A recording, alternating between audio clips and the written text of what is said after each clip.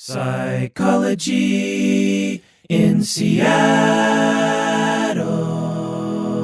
So, Berto, lately I've been doing some episodes on schema therapy that are for patrons only. And I did a long 4.5-hour deep dive into schema therapy a few weeks ago. And I never really knew the model of schema therapy. It comes with it a pretty robust theory that was developed in the 80s and 90s and 2000s. So it's a fairly contemporary theory compared to other theories that we have available to us. And I'm really starting to like it because it fits with the way I think about humans and about personality.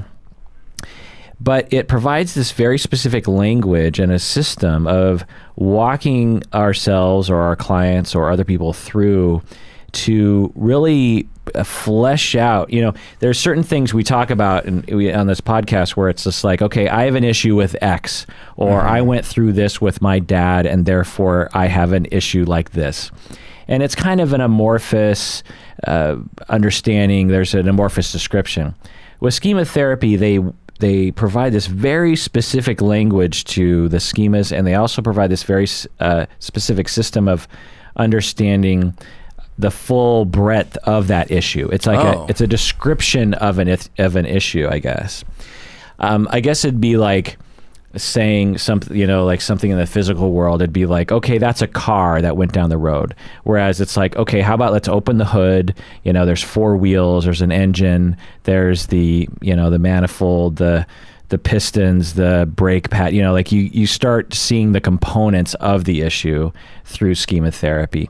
And I'm actually starting to change the theory to fit the way that I see the world and make it more specific to me, because some of it feels a little weird. So I've already changed a little bit. And as I interview you and we look at your schemas and your coping strategies and your maladaptive issues, assuming there are any, we can further illuminate this model, but also change it to fit what I think would be more resonant with the way we think, that you and I. What do you say? I love it. It sounds intriguing. So in this episode, it's going to take a while, and we have a few hours here available to us.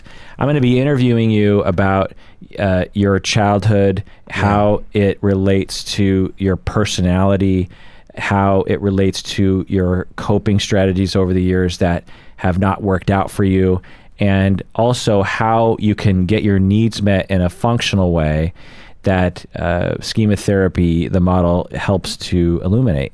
And people out there listening, as you've listened to other episodes about schema therapy that I've done, I hope that, because as I go, because I do the full assessment and I ask them a bunch of questions, and you could answer the questions at home on your own to kind of figure out how you would fit into this model as well, and maybe benefit in that way.